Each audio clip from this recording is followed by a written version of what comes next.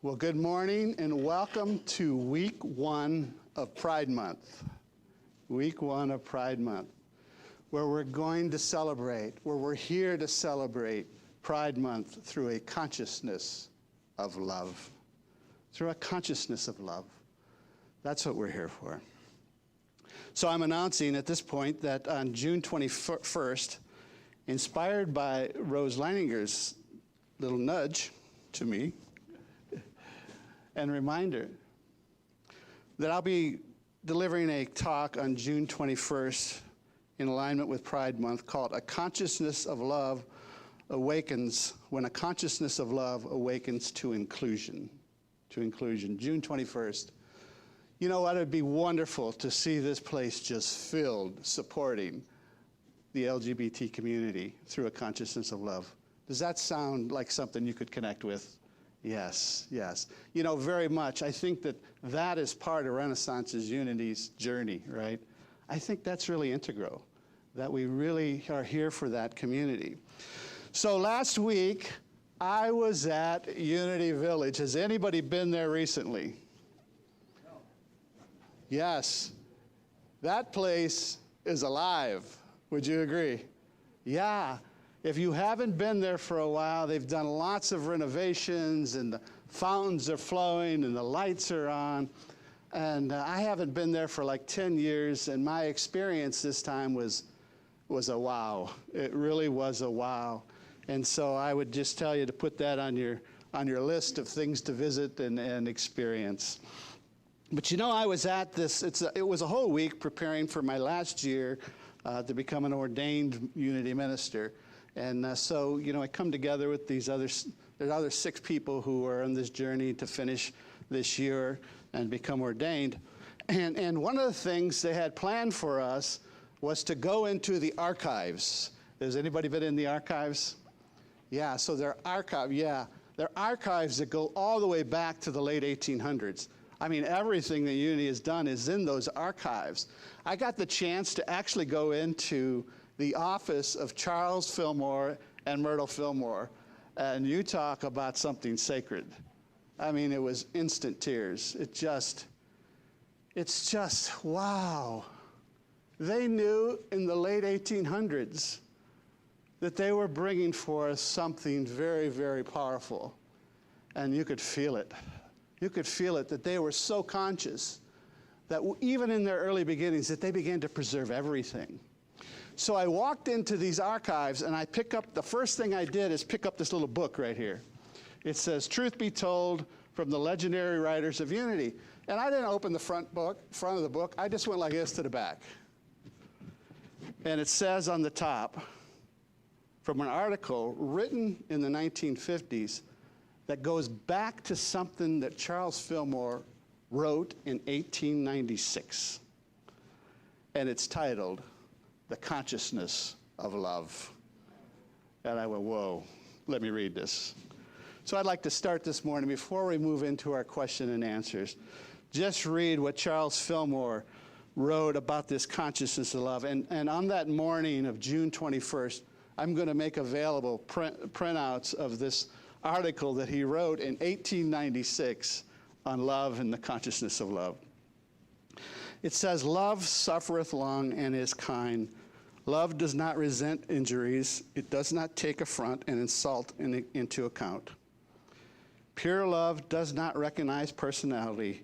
Hence, when a person is in the consciousness of love, he, she cannot be hurt at what may be said to him or her, or about him or her.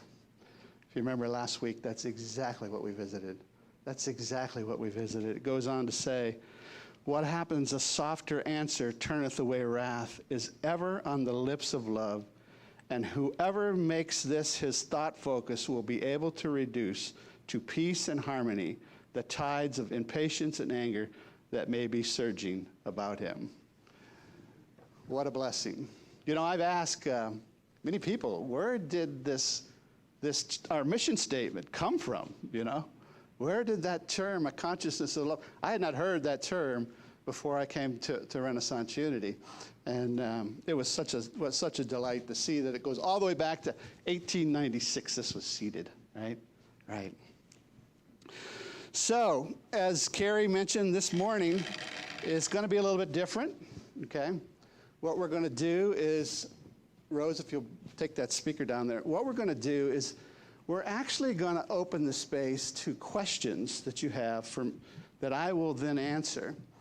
And I want to just allow 1 minute for your question, then I will speak to it a little bit, and then I'll allow you to ask another question for deeper clarity on it,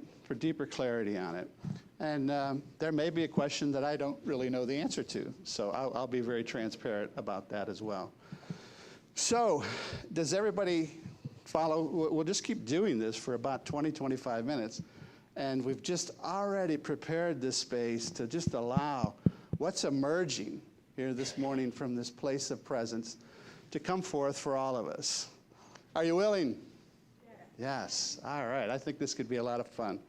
So there's nothing, there's no first, second, or third. Just if you feel, in the Quaker movement, they do like that. They just open the space and they wait for Spirit to speak, and just allow the space to do that.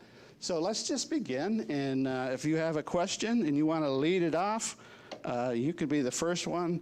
And so let's just start that way.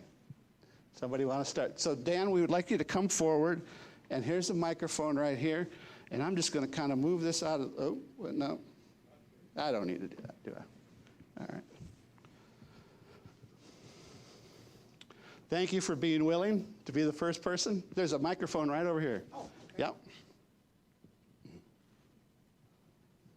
I'd love to be that tall. Thank you, Kevin. Can you play that role to just lift that up and down as people come? So that, yeah, thank you. Thank you. Reverend, I'm not going to use the hyperbolic word of never, but that's not true. But you all the time I've been coming to Unity, very seldom is reincarnation mentioned in any meaningful way. And I don't remember a Unity teaching from the pulpit on reincarnation. And and that confuses me a bit because I know it is a core tenet of Unity, and Charles and Myrtle. Mm-hmm. Both believed in the truth of transmigration of souls. And for me personally, the study of it has answered innumerable questions for me. Mm-hmm. Why do I only have one hand? Why am I going through this? Why? And with introspection, mm-hmm. I get an answer, mm-hmm. reincarnation based. God always loves me, but you owe something, and you're going to learn this lesson, is what I interpret it. Mm-hmm. So what is your response to that? Yeah. Please. Thank you for that question. That's probably a question that's on some other minds.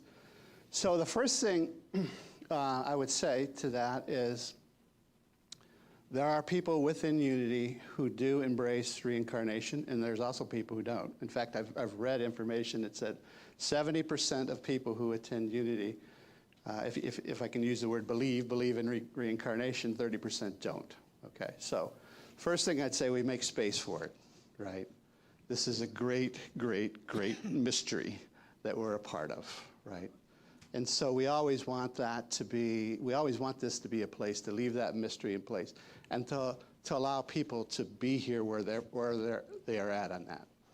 So the second thing I want to share with you is science is starting to realize that time wraps back around on itself. I watched this recent as last week. Robert Edward Grant. Is anybody familiar with Robert Edward Grant? This is a gentleman who is a great mathematician. He's what's called a polymath. That means he knows a lot about a lot of different things, right? So he's a polymath, but he's probably one of the leading minds on this planet in sacred geometry. Yeah, so those of you who have been exposed to his work. And so I was watching this podcast with him, and he revealed that the mathematicians have a way of adding up numbers like 1, 2, 3, 4, all the way to infinity. And using this technique they have to add up 1 to infinity, the results revealed negative 1/12. Now, I'm not going to explain to you that because I have no idea. But what he explained was, this is revealing that truly time does wrap around it on itself. In other words, as you were explaining, we have perhaps we leave space for everyone's view on this, because this is an evolving awareness for all humanity, and especially right now. So perhaps there's parallel lives informing one another, right? Because the idea of reincarnation would be that it's linear, like I had a past life. And so perhaps, as you were alluding to, there is this idea of we've come here to learn something, right? And we have these choice points that life keeps bringing us to allow for us to move through that and come to the other side in a new consciousness. So perhaps that is within this idea of reincarnation. But the one thing I would emphasize is in Unity, we're not teaching just karma, okay?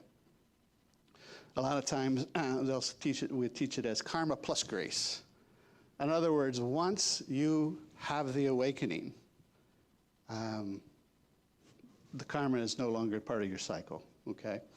So I would say to you, I think your original question is, why don't we speak of it from the pulpit, or why don't we have that in talks on the Sunday morning? And my answer to you is, it never came into my awareness to do so, right? To have that as a gift for somebody like yourself. And so let me be with that, right? And especially as we begin to, that's one of my, I share passions with a lot of you about kind of staying on the edge of what's coming for humanity around our understandings on these questions. So is there anything you'd like further clarification on? No, it's just I have been helped by working that concept so much, so much, unbelievably much. Yeah. That I'm more surprised than anything that it is not put forth as a healing methodology. You want to have a little fun with it? Okay? So turn around and look at the audience. They're asleep. No, they're not. I want everyone to raise their hand that has been touched by, or this has helped them along the journey of realizing this idea of incarnation, such as Dan has been touched by that. Now just look around the room. So thank you. Thank you. You've brought to an awareness. I would say there were 80% at least people here this morning. So thank you for that. Thank you for the opportunity. Yeah, thank you. All right, who would like to go next with their question? Go ahead, Angela. And then I saw you back there, Deborah. You'll be next, okay?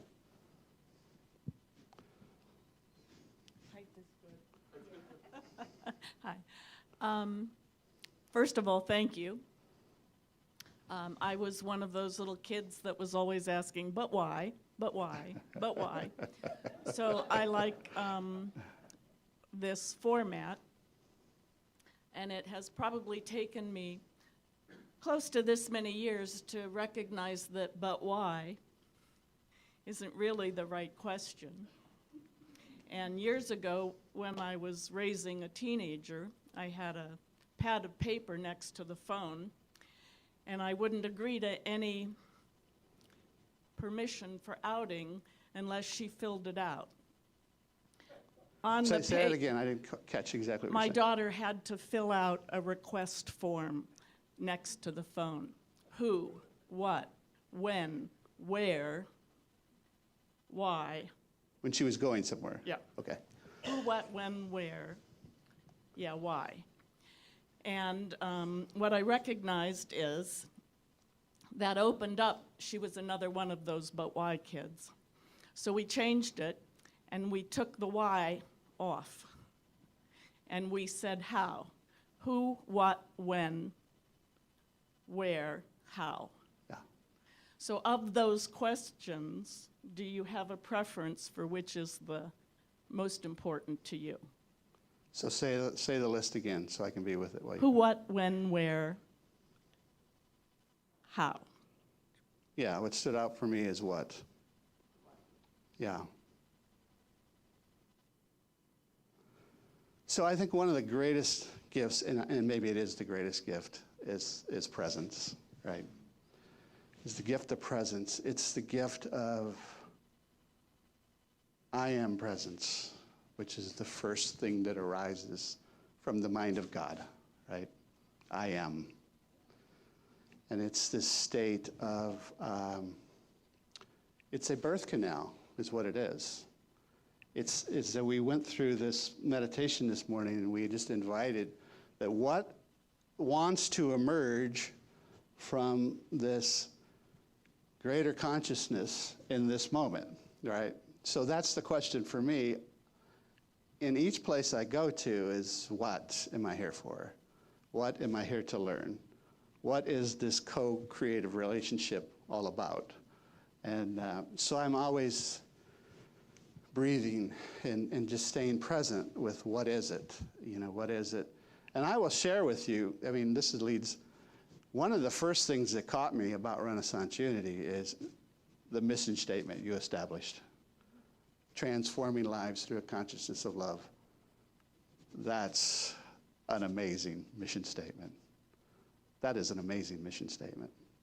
So, did you have anything in response? Just curious. Okay. Deborah.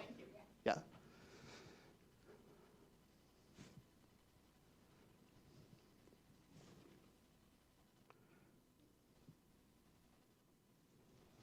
I think we got you right at the right height.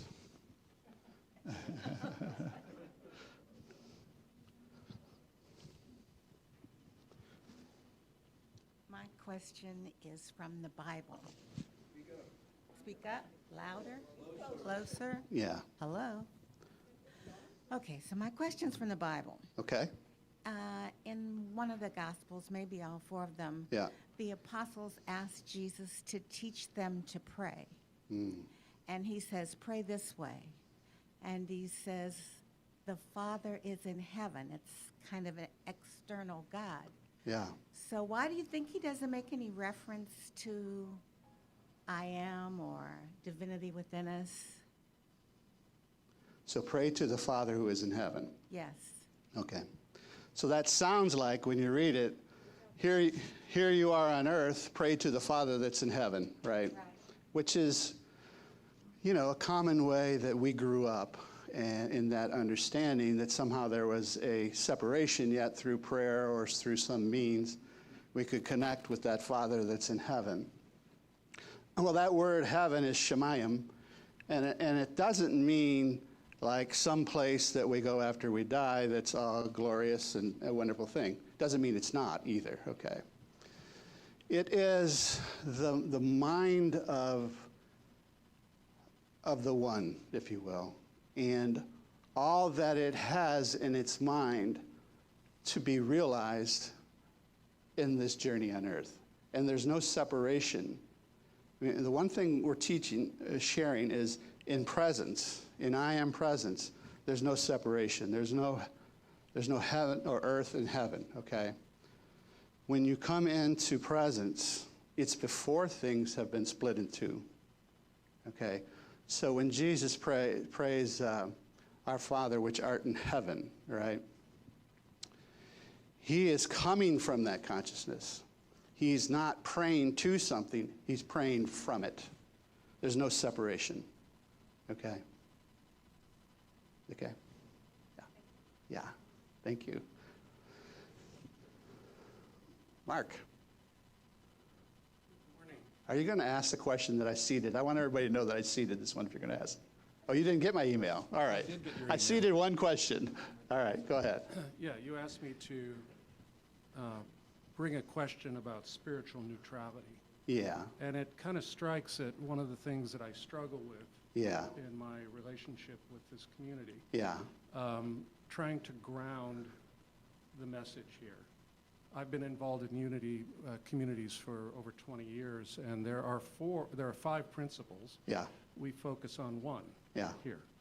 And that creates problems for me in bringing back my relationship with this community to the stuff that I struggle with daily. So I'll give a quote, and then I'm going to propose a thought experiment as my question. Okay. So the quote is from the late Romanian-born writer and survivor of Buchenwald and Auschwitz, Elie Wiesel, yeah, who wrote, "We must always take sides. Neutrality helps the oppressor, never the victim. Silence encourages the tormentor, never the tormented. The opposite of love is not hate, it is indifference." So in 1955, a young black boy visiting Mississippi from his home up north was abducted, tortured, and murdered. His name was Emmett Till. mm-hmm. If Emmett's mother, Mamie Till, was sitting here, and Elie Wiesel, survivor of Buchenwald and Auschwitz, were sitting here, what would you say to them about spiritual neutrality? Yeah. Well, the first thing, let's work with sacred neutrality, which is, we could call it spiritual neutrality first. So this morning, we have consistently been working with this I am presence, okay? I am presence is a place before any separation begins, before good and evil, if you will.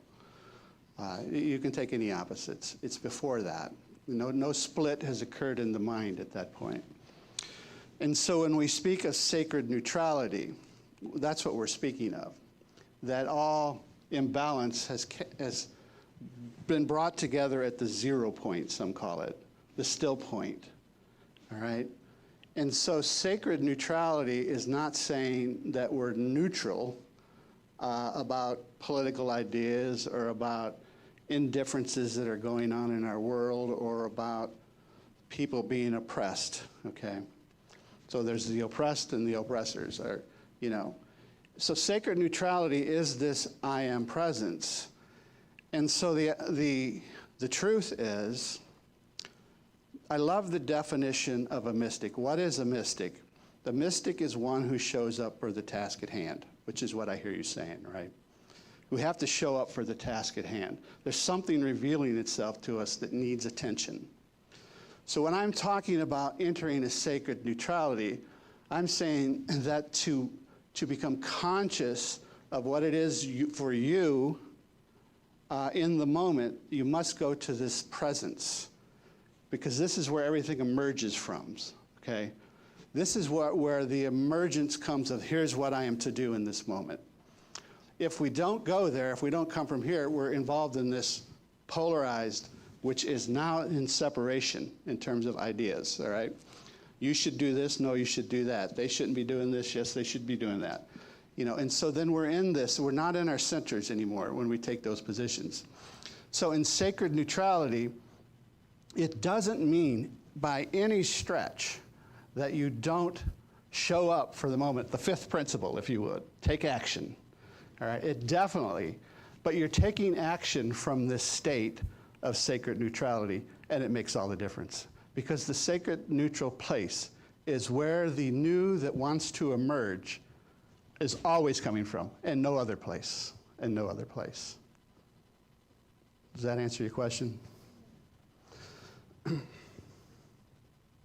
you give some examples of people you see doing that in the world? I'll give you my own example.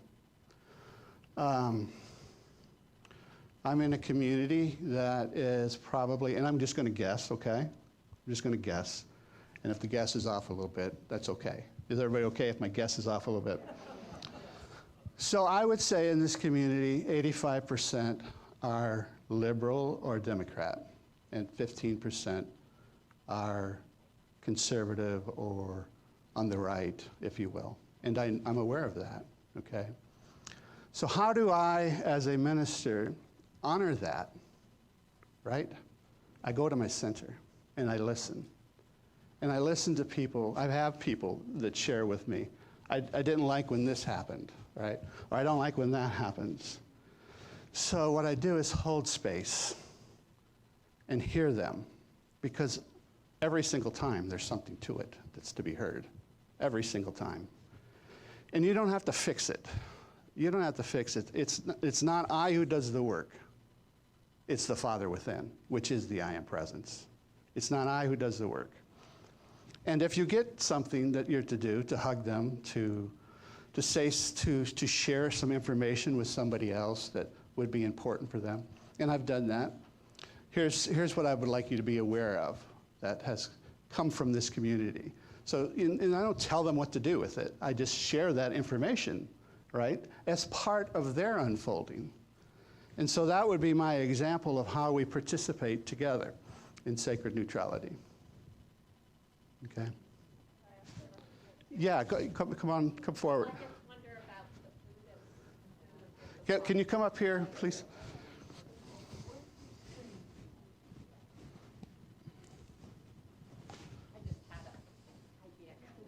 Yeah, beautiful. Well, when you were talking and asking, curious about an example, the Buddhists who walked for peace came to mind. You know, they had such a strong presence, but they weren't holding signs, they weren't, you know, telling us what to do, not to do, whatever. They just walked with peace with their precious dog through challenging weather at times. And it strikes me of what you said, you know, the power greater than ourselves did the work. So what sustained these beautiful souls? I believe, you know, they were in that space, to use your language, of sacred neutrality, and that's what sustains them. And apparently, I don't know, I don't really follow the news, but they show up on one of my Facebook feeds, so they must be walking home still. So they're still walking. Yeah. Okay, it is 20 after, which means that we're already going to be 5 minutes past on our overall service, but let's take one more question and then I'll kind of wrap it up. And then I would love to have your feedback on I mean, this is a different way of doing this. Well, obviously wouldn't do it every week, but we would love to have your feedback. And if you have more questions, you can email me but Cheryl, if you'd like to come forward, you have a question.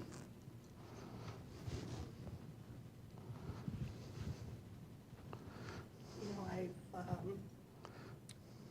been taking a class. I'm always... You can take it out if you want. You can just pull that whole thing out of there. Is that better?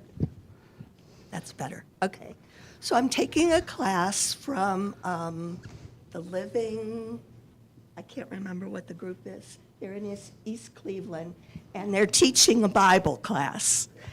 And it's what you don't know about the Bible, which for me is quite a bit. So the book adds to the things that you don't know about the Bible, and you read the Bible as you go along. And what I was asking really was, when I'm reading the Bible, right now we're in the not the New Testament, we're in the Old Testament, which I'm Jewish, so I should know a little bit about it, and I do. But there's so much more that I learned. And the question really is, reading it, I see the, what do you call it? The stories that are supposed to teach you things. I see the stories.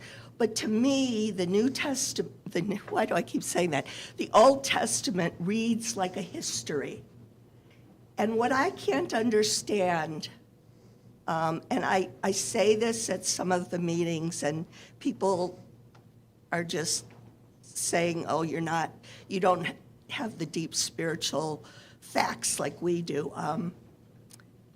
I say, for me, it reads like a history, and I think the Bible is a history. And when people refer to it, they should be referring to it more as a legacy than a sacred document, I guess. So how do you feel? How do most people So feel I about that? want to say three things to it. One is about the history. Two is when somebody says something to you, you don't see the deeper. And three is about sound, okay? So I'm going to start with number 3 first. Okay. So God said, and let there be light. So there is an infinite vibration, an infinite sound that contains all possible possibilities, all knowledge.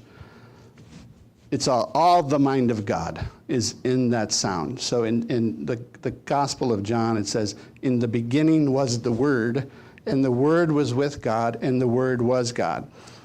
So there is the Word of God. It's this infinite sound. How does that infinite sound translate such that we can gain an understanding around it? It doesn't have to be in the Bible. It comes through what we call the Holy Spirit. That's its whole purpose, is to translate that to you in your own unique way with where you are absolutely at. So what is the Bible? So you said it reads like a history book. It is a history book. Oh, yes, it but it is. doesn't- Go ahead. It doesn't read as a sacred thing to me, because if you read the New Testament, and I'm only talking about the New Testament here. Why do I keep saying that? The Old Testament. Old Testament. Okay, you're okay. If you read it, there are things to learn from it, really important lessons, but it is so, I mean, have you read it? It's so violent. It's so, God is so, he's like an immature child, the way he treats us. But it's written there, and that's how it's written. But see, that's why I think, I know men wrote it, because 2 men actually wrote Genesis and Exodus, and each one has a different voice and a different compassion. One is more compassionate when he speaks of God, and one is less compassionate. But I mean, the way God is portrayed, he sees, he favors Abel. He says it in the Bible. This is the man that I favor. Cain, I don't like him as much. And so this causes the friction between the 2 brothers. I don't want to go too long. Yeah. Let's if do you you'd be understand okay. what I'm saying, that Yeah. I see- Let me respond to it. Yeah. And then there's a book that is called "Reading the Bible Again for the First Time" by Marcus Borg. I think you would be blessed by it. It's a very, it would be a gift to you. So I don't know if anybody else has read that. "Reading the Bible Again for the First Time" by Marcus Borg. It will answer lots of your questions. And I want to close with, when somebody says something to you like you're not getting the deeper message, it's really there. Yeah. The first thing they've done is they have separated you two, okay? So here again, I would invite you to go to your breath. You don't need to respond to that, okay? Yeah, beautiful. You don't have to respond. Just go to your breath and stay present for what the Holy Spirit has from this Word of God, if you will, for you in that moment, all right? And it's very powerful. It's very, very powerful. And it's a whole new way of living, actually. And So I would read that book, and then I would love to talk to you more about it. I could go on, just you and I have so many questions. But we're already we're gonna be over 10, 15 minutes. So let's wrap it up. Okay, thank you. Thank you. I think you have a question that lots of people have, right? So thank you so much for this opportunity. Thank you. Namaste. Namaste.